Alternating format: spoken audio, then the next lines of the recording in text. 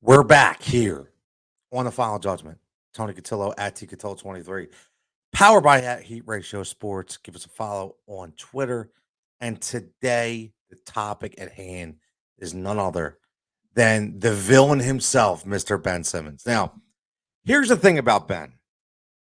I think all the Ben truthers finally have come around and understand that he's not going to play for this basketball team in any kind of format. Doesn't matter. He's not playing. He doesn't care if this team has to forfeit with 4 players. He's not playing. So at the end of the day, even though you don't want to give him up for anything, no matter what you get back is going to be better than what you have right now. And earlier in this saga, we want to call it, right? Ben Simmons was being shopped to virtually anyone. And Daryl Morey has a good relationship with Sacramento. And at the time, they were only willing to give up Buddy Hield and Marvin Bagley Jr. Now, that's not a trade that everybody wanted. Even though Buddy Hield is a nice player, obviously you want to attack them a little more and go for their guys, their young duo of Haliburton or De'Aaron Fox. Now, you're not going to get both of them, but you got to get one of them. But my opinion right now is just get this over and send Ben Simmons to Sacramento and don't look back. He's done here. He's never going to help you again. And this comes off the heels of Joel Embiid, again, giving his absolute all that he's not going to be able to do for much longer. What I mean by much longer is this isn't going to be a 5 or 6 year Joel Embiid. This is going to be a 2 or 3 year tops of Joel Embiid. And let's not waste this guy.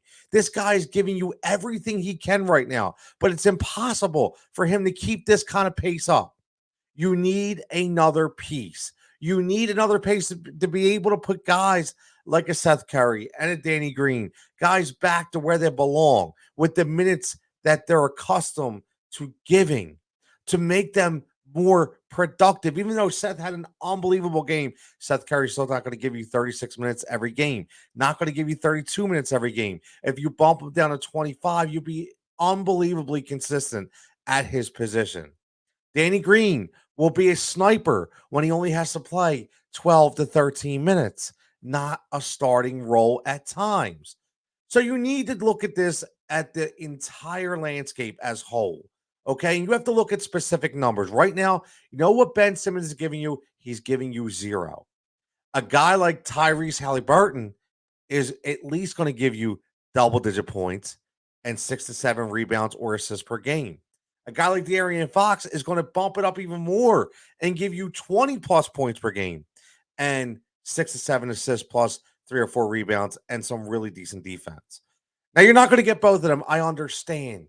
But please, Daryl, if you're listening, for Joel Embiid's sake, for his knee's sake, for his health's sake, we talk about health and safety protocols all the time. Let's talk about the health of your franchise, of the cornerstone of the 76ers. Please get Ben the hell out of here. Get something back of substance for him, and let's move on so we can be the productive team, so we can trust the process all over again, so we can rewrite history and write the chapter, the ending chapter, I should say, of the book we began 6, 7 years ago. Let's finally get on this last page. Let's finally put it behind us. Send Ben to Sacramento.